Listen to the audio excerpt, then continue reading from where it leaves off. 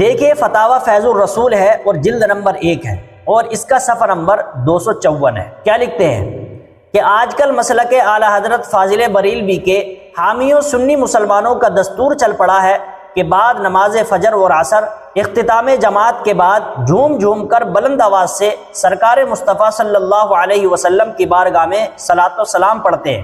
کہیں بعض جگہ پر لاؤڈ اسپیکر کا بھی استعمال ہوتا ہے۔ کچھ مقتدی یا مصلیان جنہیں جماعت نہیں ملتی ہے وہ اپنی نمازیں آ کر پڑھتے ہیں۔ صلاۃ و سلام کی آواز کی بنا پر مسجد گونج اٹھتی ہے۔ ایسے نمازی اپنی نمازیں صحیح طور پر نہیں ادا کر پاتے ہیں۔ اعلیٰ حضرت فاضل بریلوی کے فتاوی جلد سوم صفحہ نمبر 596 اور 597 سے مستفاد ہوتا ہے کہ ایسے موقع پر صلاۃ و سلام زور سے پڑھنے سے منع کیا جاوے۔ صورت مستفسرہ میں جو شرعاً حکم ہو تحریر فرما کر عند اللہ ماجور ہوں۔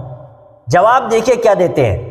اہل سنت و جماعت مسلک اعلیٰ حضرت کے حامیوں میں آج کل عام طور پر جو طریقہ رائج ہو گیا ہے کہ فجر و عصر کی جماعت کے بعد بلند آواز سے صلاۃ و سلام پڑھتے ہیں، بے شک یہ غلط ہے۔ بے شک یہ کیا ہے؟ غلط ہے۔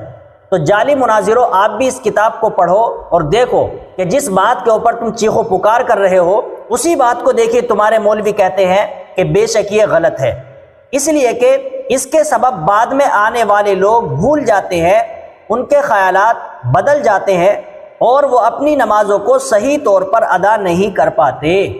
یہ جناب کیا کہہ رہے تھے کہ وہ بعد میں کیوں آتے ہیں، نماز کیوں چھوڑتے ہیں، جماعت کیوں چھوڑتے ہیں؟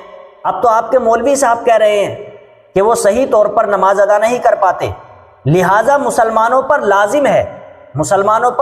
لازم ہے کہ وہ اس طرح صلاۃ و سلام ہرگز نہ پڑھیں، اس طرح صلاۃ و سلام ہرگز نہ پڑھیں، اور مخصوص لوگوں پر واجب ہے یہ طریقہ بند کرائیں۔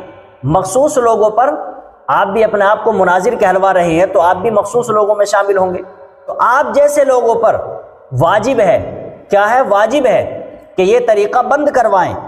اگر قدرت کے باوجود ایسا نہیں کریں گے گناہ گار ہوں گے۔ اگر یہ کام بند نہ کیا گیا تو آپ کے گھر کی کتاب کے مطابق اللہ تبارک و تعالی سب کو عذاب کے اندر مبتلا کر دے گا۔ اب آپ حضرات کے سامنے حقیقت بالکل واضح ہو گئی ہوگی۔